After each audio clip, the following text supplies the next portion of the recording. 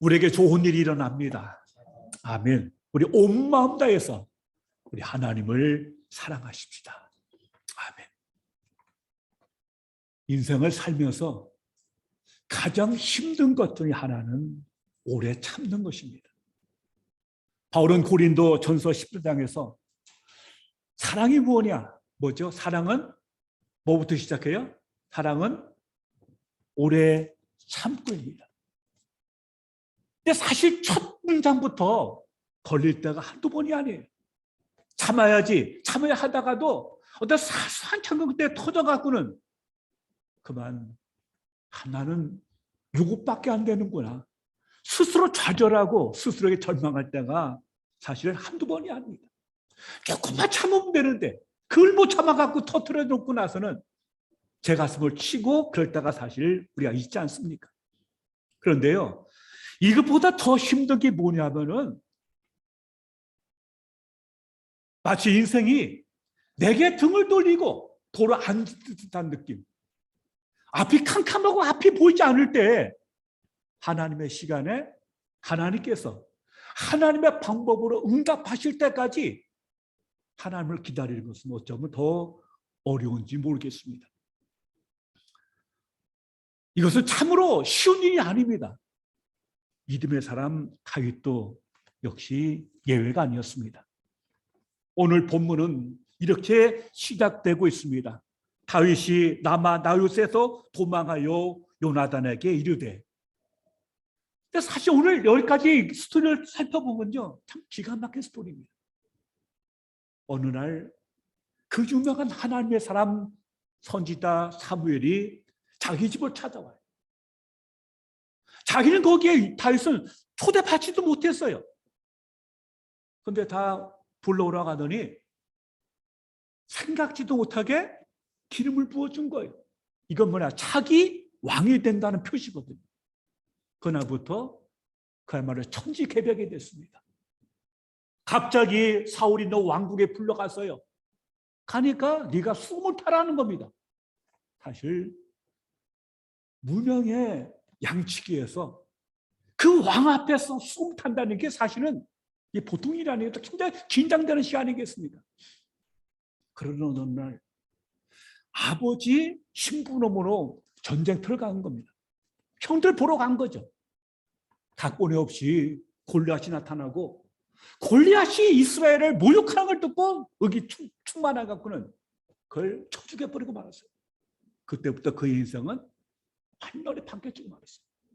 일약 전쟁 영웅이 됐고 그때부터 어린 나이에 군추위 가는 됩니다. 가는 데마다 가서 이겨요. 승리하거든요. 백성은 환호하고 그는 졸지에 구국의 영웅이 되고 만 거죠. 거기까지 좋았어요. 그런데 돌아오는 길에 전혀 의도하지 않은 일 때문에 사울에게 요주 인물로 찍히게 되는 거죠. 자기를 대하는 사울의 눈초리가 갈수록 험악해지고 갈수록 뭔가 불안한 느낌이 오는 거예요. 계속 왕 앞에 나가서 숨을 쉬고 그러는데 그 왕이 아주 교묘하게 다윗을 사지로 내몰고 있는데 하나님이 다윗을 지켜주지 않습니다. 사실 원해서 사울의 사위가 된 것도 아니에요. 다시. 그러나 갈수록 그의 인기가 올라가고 백성의 신망을 받는 대신에 사울은 더욱더 살기등등해갖고 다윗을 죽이려고 들어옵니다. 사울이 여호와의 악신에 받아갖고 막 소리지르고 야려하고 있을 때 그 앞에서 다윗이 수금을 켭니다. 이제까지 그 잘 됐는데 갑자기 사울이 창을 들어서 던지는 겁니다. 그것도 무려 3번을 그랬어요. 그러니까 언제 창 날라올지 모르니까 도저히 그 앞 견딜 수가 없어요. 참을 수가 없어. 결국 다윗은 도망을 갑니다. 이 과정에서 묘하게도 사울의 아들 요나단과 자기의 부인이자 사울의 딸이 미갈이 도와갖고는 결정적으로 위기를 그가 벗어나게 되죠. 그리고 다윗은 선지자 사무엘이 있는 라마로 피신하게 되는 거죠. 사무엘은 그 다윗을 데리고 라마 나옳이라는 일종의 신학 성지학교죠. 거기서 다윗과 함께 머물러 있는 겁니다. 그런데 그 소식이 사울의 귀에 들어가죠. 군사들 보내는데 가는 족적 뒤집어져 갖고 황홀경에 빠져갖고 예언하고 정신 못 차리니까 마지막에는 결국 내가 가겠다고 하면서 사울이 군사를 이끌고 다윗을 죽이겠다가 눈에 불을 켜고 라마 나옳에 가게 된 겁니다. 그때 하나님께서는 그 사울을 완전히 뒤집어 놓으셨어요. 갑자기 그가 영적으로 강함을 받으니까 그런 결국 뒤집어지고 찬양하고 예언하고 하면서 옷을 다 벌거벗고 하루 종일 누워서 그러고 있거든요. 그러자 다윗이 거기를 떠나서 지금 다시 요나단을 찾아간 것이 오늘 본문의 시작인 것을 볼 수 있습니다. 자, 가서 뭐라고 합니까? 근데요, 여기 보면 다윗이 라마 나옳에서 도망했다고 말을 하고 있거든요. 이것은 그 계속적인 뜻을 갖고 와우라는 단어를 써갖고 아주 급하게 그가 도망가고 있는 모습을 보고 있는데 다른 성경에는요, 라마 나옳을 떠났다는 표현도 쓰고 있습니다. 우리말 성경은 도망했다고 말을 하고 있어요. 근데 떠났다는 말은요, 하나님께서 사실은 다윗을 사무엘한테 보낸 거죠. 근데 그가 자기 멘토가 있는 하나님의 사람이 있는 라마 나옳 사무엘을 떠난 겁니다. 떠났어요. 떠나서는 요나단한테 간 겁니다. 요나단에 가서 그가 무슨 말을 합니까? 자, 1절을 다시 보겠습니다. 이르되 내가 무엇을 하였으며 내 죄악이 무엇이며 네 아버지 앞에서 내 죄가 무엇이기에 그가 내 생명을 찾느냐고 그렇게 말하고 있습니다. 여러분, 다윗이 왜 요나단을 찾아갔을까요? 왜 요나단을 찾아갔을까요? 사실 요나단은 다윗에게 호의적이 아닙니까? 어떻게든 다윗을 살리려고 했었어요. 그런데 사울을 피해서 그가 요나단을 찾아갔는데 왜 찾아갔을까요? 아마 답답했을 거예요. 도대체 네 아버지가 왜 그러느냐? 어쩌면 그 요나단부터 단판 짓고 싶었는지 몰라요. 내가 무슨 일을 지었길래? 내가 뭘 했길래? 뭘 어쨌길래? 그렇게 집요하게 내 생명을 찾느냐? 찾다는 말도 뭡니까? 현재 분산서 갖고 끊임없이 아주 집요하게 다윗의 목숨을 찾은 것을로서 설명하고 있는 거예요. 제가 서두에 말씀드린 것처럼 사람이 제일 힘든 게 뭐냐면은 답답할 때, 앞이 보이지 않을 때, 사방이 막혔을 때 하나님 앞에서 잠잠히 기다리는 겁니다. 근데 우리는 그걸 못해. 왜요?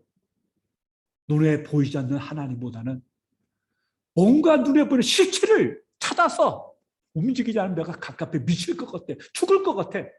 뭔가를 해야 될 것 같아. 그래서 우리는 위기의 때 잠잠히 하나님을 기다리는 것보다는 뭔가를 하려고 그래요.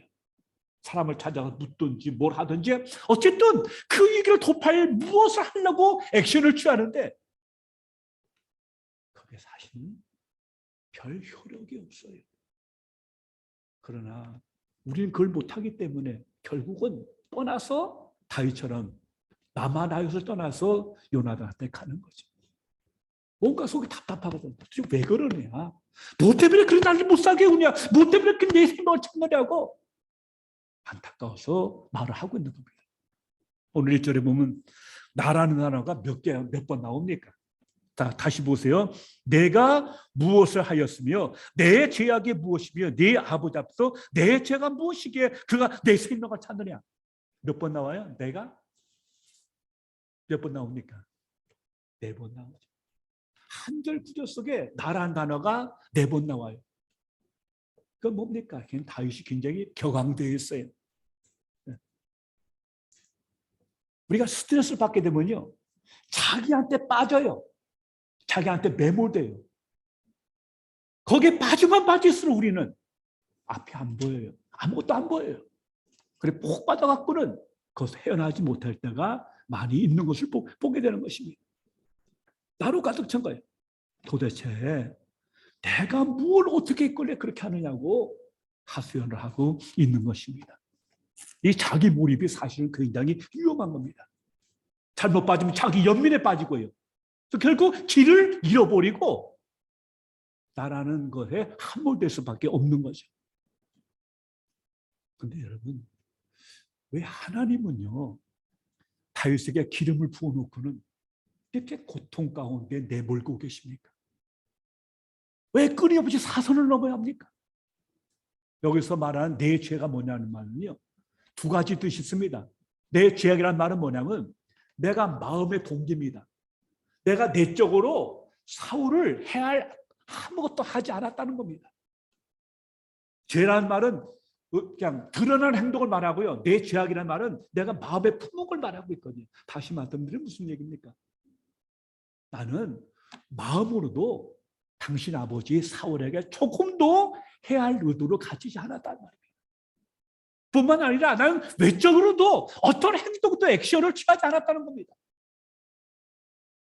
한마디로 뭐냐? 나는 하나도 잘못이 없다는 얘기예요. 그런데 왜 나를 그렇게 못 잡아먹어서 난리냐 하는 뜻을 갖고 있는 것이죠. 자, 그런데 여러분, 정말 다윗의 말은 진실입니다. 다윗은 한 번도 그의 마음으로도 그의 행동으로도 사울을 해하지 않았어요. 잘못이 없어요. 그런데 왜 하나님은 다윗을 벼랑 끝으로 내몰고 계십니까? 왜 그럴까요?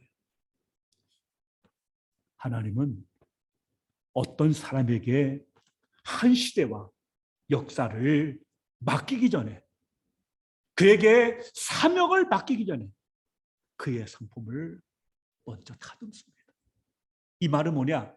그걸 감당할 만한 내면의 그릇, 믿음의 크기의 그릇을 먼저 만든다는 얘기입니다.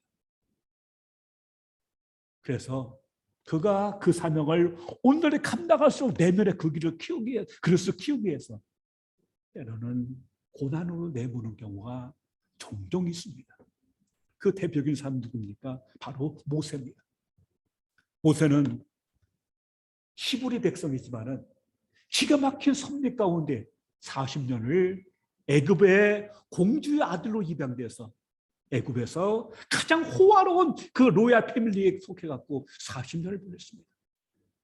참 그런 이 사람이 신통한 것이 분명히 애굽에서 왕실에서 로얄 패밀리로 성장했음에도 불구하고 그가 자기 정체성을 잃지 않고 나이 40에 자기 백성을 돌볼 마음을 가집니다. 이 말은 뭐냐?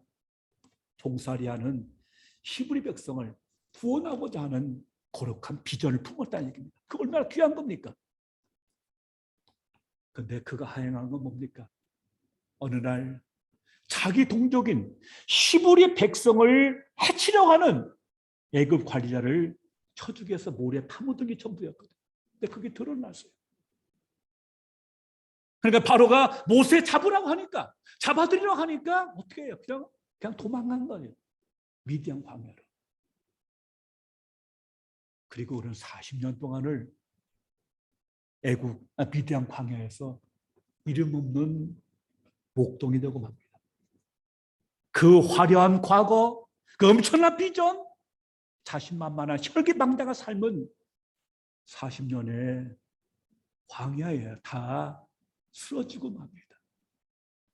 자기 양도 안 해요. 참 40년간을 자기 처갓집 양을 치면서 목독으로 40년을 보는 겁니다. 그 40년의 세월은 모세의 자존심도, 모세의 화려한 스펙도, 그의 거룩한 비전도 모두 다 파묻히고 그런 이름 없는 단 목동 늙은이로 전락되고 합니다. 이제 다 포기했어요. 과거의 모세는 이미 죽었어요. 그런 어느 날 하나님께서 모세를 찾아오시지 않습니까? 가시나무 불 붙는 가시떨기 속에서 모세야 모세야 부르지 않습니까? 그러면서 뭘 말씀하십니까? 내 백성을 구원해 나라는 얘기. 여러분의 모세라면 어떤 생각 들 것 같아요? 화가 나지 않았을까요? 아니, 하나님 40년 전에 내가 한다고 했을 때는 그렇게 냉정하게 외면하시더니 이제 와서 나한테 뭘 어떡하라는 얘기입니까? 젊음도 갖고 다 갖고 심지어 거기서 말없이 살다 보고 짐승하고 살다 보니까 이젠 말조차 오늘에 갖고는 그런 형편없는 늙은이로 전락도 말았거든요. 시키려면 진작 시키지. 이제 와서 뭘 어떻게 하라고 나한테. 섭섭함과 분노만 일으킵니다. 그래서 계속 거부하는, 5번이나 못한다고 안 한다고 거부하고 있는 겁니다. 그러나 모세한테는 이제 늦었고 이젠 다 포기됐고 이젠 다 나는 죽었다고 한 그때가 바로 뭐예요? 하나님의 온타임이었어요. 하나님의 시간이었어요. 그래서 그는 다시 주의 말씀에 붙들려서 출애굽이라는 거대한 역사를 만들어내지 않았습니까? 하나님께서는 그 모세를 참으로 쓰시기 위해서 40년 광야에 그 외로운 시간이 필요했던 겁니다. 거기서 인간들이 모든 것 다 사라져버리고 그럼 이제 하나님만 바라보는 믿음의 그릇을 키운 것을 성경은 말씀하고 있습니다. 역시 다윗도 마찬가지입니다. 다윗도 한 시대를 통해서 하나님의 그 계시와 하나님의 역사를 만들기 위해서 아직은 일러요. 그래서 아무 허물 없는 그 사람을 밖으로 내보내고 고난 가운데 내보내서 그의 그릇을, 그의 믿음을, 그의 내면의 크기를 키워나가시고자 한 주의 뜻이 거기 있는 것을 우리는 알 수가 있습니다. 그래서 오늘 2절부터 42절까지는 그가 못 기다리고 뛰쳐나가서 요나를 만났지만 하나님 그럼에도 불구하고 요나단을 통해서 다윗에게 은혜를 베푸십니다.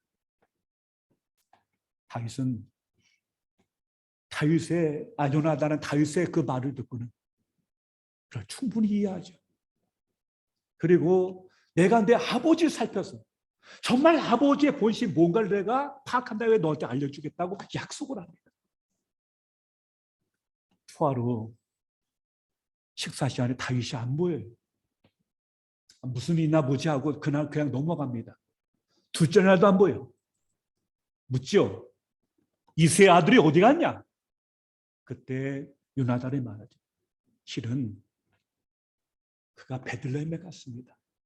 가족 예배가 있는데 형이 꼭 오라고 해서 다윗이 어쩔 수 없이 갔습니다라고 얘기해요. 그러니까 그만 사울이 뚜껑이 열린 거예요. 화가 났어요.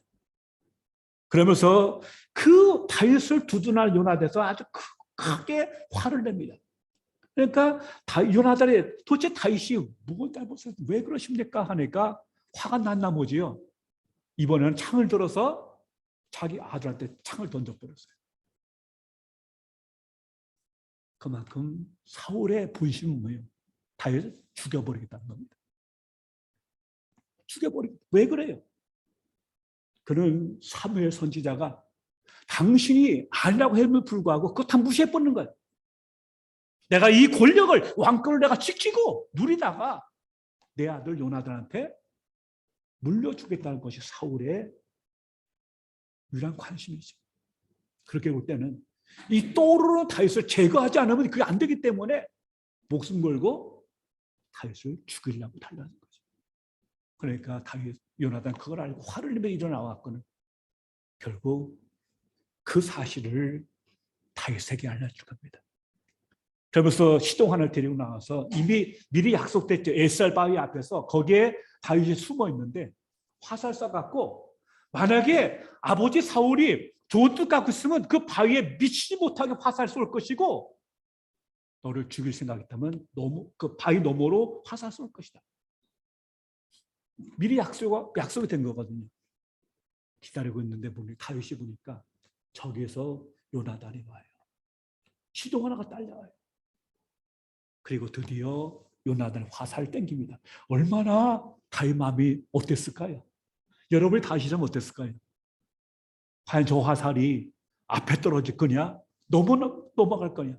긴장된 가운데 지켜보고 있는데 그만 화살이 자기 바위를 훨씬 넘어서 떨어진 거예요. 그때 가만 심장이 쿵 했을 겁니다.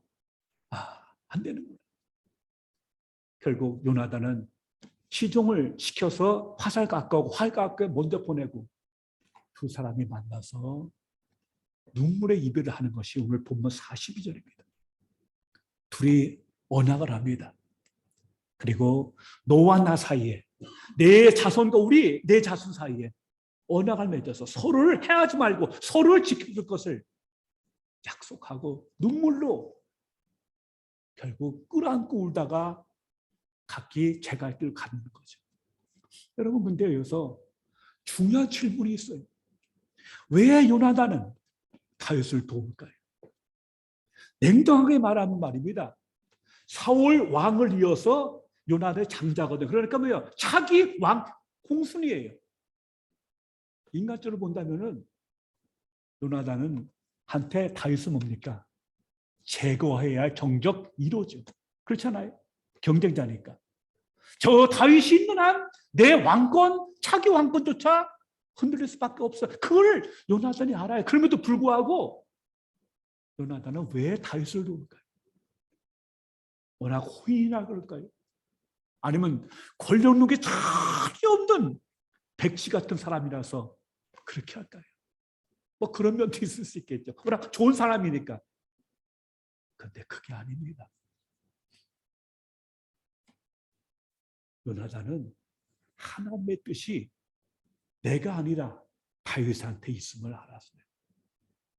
왜냐하면 사무엘상 15장 28절에 보면 사울이 아멜렉 왕을 살려주고 좋은 짐승을 다 살려줬을 때 사무엘이 뭐라고 합니까? 당신이 여호와의 말씀을 버렸기 때문에 왕도 하나님도 당신이 버렸다고 얘기하고, 그러면서 하나님께서 당신보다 좋은 이웃에게 왕 삼으셨다는 말씀을 했거든요. 그걸 요나단이 모를 리가 있나요? 왜? 직접 자기 미래하고 연관된 건데. 아마 그 말 들은 이후에 요나단은 깊은 관심을 가지고 사람들을 지켜봐줄 것입니다. 좀 두드러진 사이에서 혹시 저 사람이 아닐까? 누굴까? 과연 내 아버지 대신에 그 왕을 이어갈 그 좋은 사람 누굴까? 아마 요 관심을 가지고 지켜봤을 거예요. 그러다가 다윗을 만난 겁니다. 자기보다 나이는 어리지만 그의 외모와 그의 용기와 그의 모든 거 볼 때 요나단은 인정하지 않을 수 없었어요. 아, 이 사람이구나. 이 사람이 바로 다윗이 하나님께서 자기 아버지 미래의 나 대신에 세우신 하나님의 사람임을 요나단이 알았어요. 자, 그럼 여러분 선택은, 여러분이 요나단이는 어떻게 하겠어요? 난 가만히 있으면, 눈 딱 감고 있으면 다음 권력이 나한테 와요. 그런데 하나님의 뜻은 내가 아니야. 저 사람이야. 다윗이야. 그럴 때 여러분 어떻게 하시겠어요? 어떻게 하시겠어요? 최근에 우리 편 편향이라는 책이 하나 나왔어요. 사람이 가장 극복하기 어려운 게 뭔지 아세요? 아무리 똑똑한 사람도요, 딱 편을 갈아놓으면요, 그때부터는 그 편에 편중될 수밖에 없다는 논리의 책입니다. 우리 사회에 왜 힘듭니까? 왜 하나가 안 됩니까? 진보, 보수로 갈라놓으면 다음부터 뭐예요? 답이 안 나와요. 아무리 좋은 사람하고 똑똑하고 아무리 바다 같은 사람도 딱 우편, 좌편 딱 갈라놓으면요, 그때부터 뭐예요? 객관적으로 안 돼요. 그 진영 논리. 거기에 함몰돼 갖고 반대편 무조건 이건 나쁜 거야. 요새 가짜 뉴스 많이 하는데, 이런 가짜 뉴스가 뭡니까? 팩트가 다른 거 아니에요. 팩트가 아니에요. 내 편, 우리 편 아닌 모든 소식은 다 뭐예요? 그건 가짜 뉴스예요. 내 편이면 우리 편이면 아무리 뒤틀려도 그건 맞는 거야. 왜? 편 가름의 편향성 때문에. 우리 사회가 그래서 정말 어렵고 불행이고 하나 되기 어려운 거예요. 그건 우리도 누구도 예외가 될 수가 없어요. 그 진영 논리에 빠지면 안 보여요. 부모 자식 부부 간에도 정치적인 문제 갖고 심지어 죽이기까지 하나. 이 이데올로기가 무서운 거거든요. 우리 편 편향 무서운 거예요. 우리가 남이가 하는 이 사고 속에서는 정말 무섭게 나와 너를 갈라놓는, 심지어 교회 안에서 예외가 안 해요. 뭐 목사파, 장로파, 무슨 파에 갖고요. 더 무섭게 싸우는 데가 얼마든지 있어요. 이걸 어떻게 극복할 수 있습니까? 극복하는 건 하나밖에 없어요. 내 편, 네 편, 우리 편, 너희 편, 그걸 극복해서 그보다 더 큰 목적, 그보다 더 큰 가치에 내가 헌신하는 것밖에 길이 안 보여요. 이게 또 참된 종교고요. 참된 신앙이고요. 내 편, 네 편, 우리 편 하는 그 편가름에서 벗어나 유일한 길은 하나님의 뜻이 어디 있느냐. 하나님이 무엇을 기뻐하느냐. 그 하나님의 뜻 앞에 내 모든 논리, 내 모든 것 무릎 꿇을 때 비로소 우리는 우리 편 편향을 극복할 수 있는 줄로 믿습니다. 요나단 그걸 한 거예요. 사울은 여전히 저놈 죽여야 될 이게 우리 편 갈라놓는데 요나단은 그것이 아니고 주의 뜻이 무엇이냐를 찾고 있어요. 그리고 다윗에게 있는 마음을 알고는 그 앞에 무릎을 꿇은 거예요. 복종한 거예요. 그리고 요나단의 좋은 점은요. 자기 아버지가 정상이 아니라는 걸 알아요. 인정해요. 부끄러울 겁니다. 그런 아버지가. 그럼에도 불구하고 그는 아버지를 비난하지 않아요. 아버지를 떠나지 않습니다. 끝까지 그 부족한 연약한 아버지를 도와서 곁에 머물러요. 그리고 마지막에 보면 아버지와 함께 길보아산에서 블레셋과 싸우다가 같은 날 같은 시간 같은 장소에서 아버지와 함께 순국합니다. 죽습니다.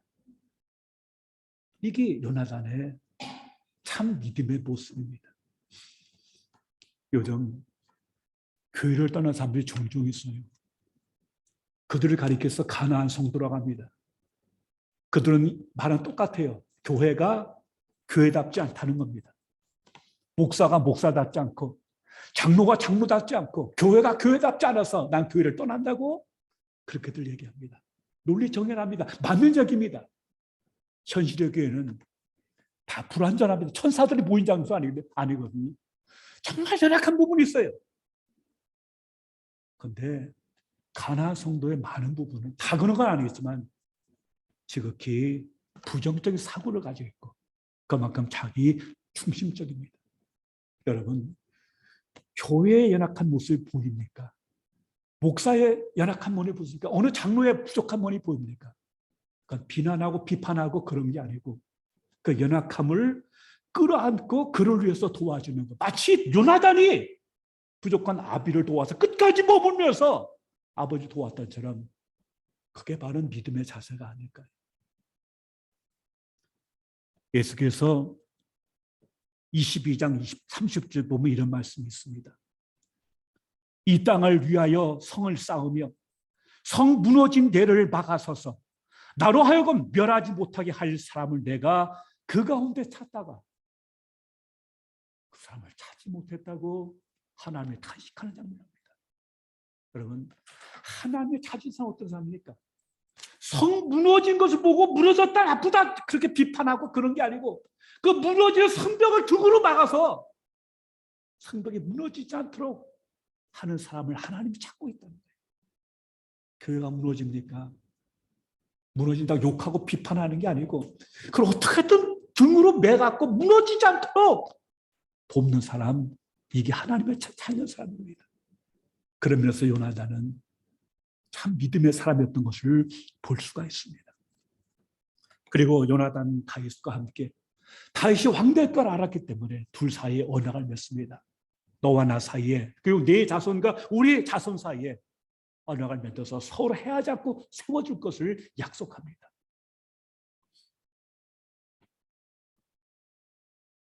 오늘 본문에서 굉장히 의미 있는 게 뭐냐면요. 요나단에 쓴 화살입니다.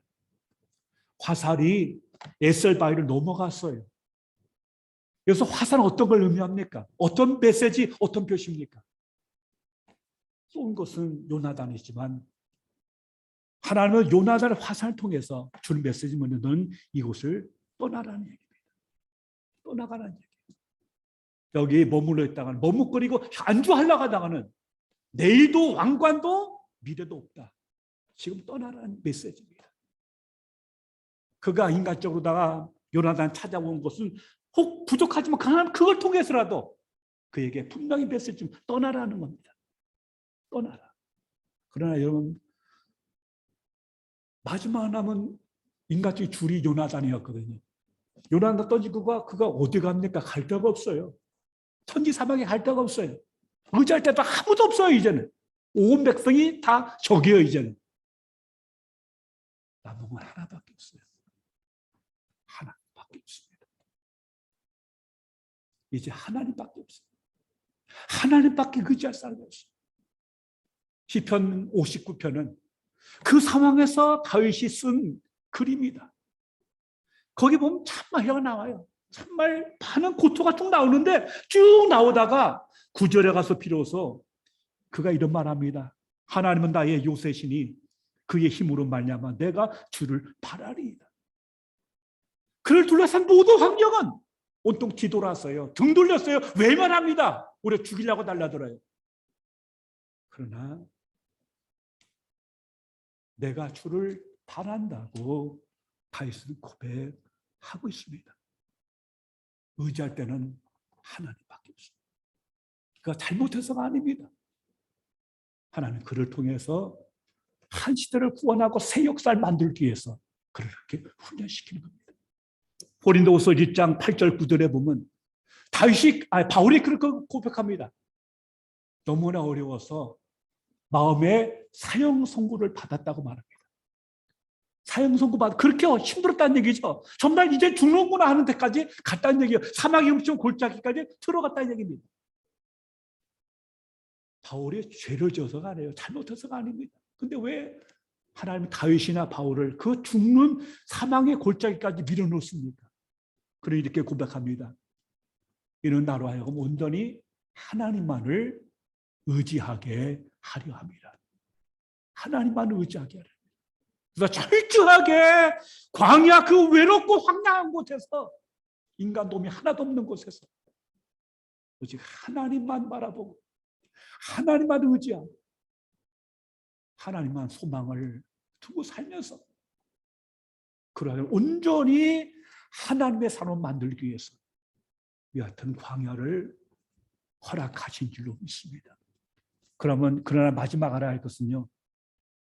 그렇다고 하나님이 그를 버린 게 아닙니다. 내버려둔 게 아닙니다. 음시한 골짜기에서 함께 하셔서 그를 지켜주신 것을 성경은 말하고 있습니다. 끝없는 위기, 끝없이 사선 넘지만은 하나님 그를 내버려두고 외면한 게 아니고 그러한 골짜기 그 깊은 수렁에서 그를 던져주셔서 그를 향한 당신의 뜻을 이루어 가시는 것이 바로 뭐냐? 하나님이십니다. 우린 그런 마지막으로다가 예레미야 29장 11절 말씀을 알아야 합니다. 기억해야 합니다.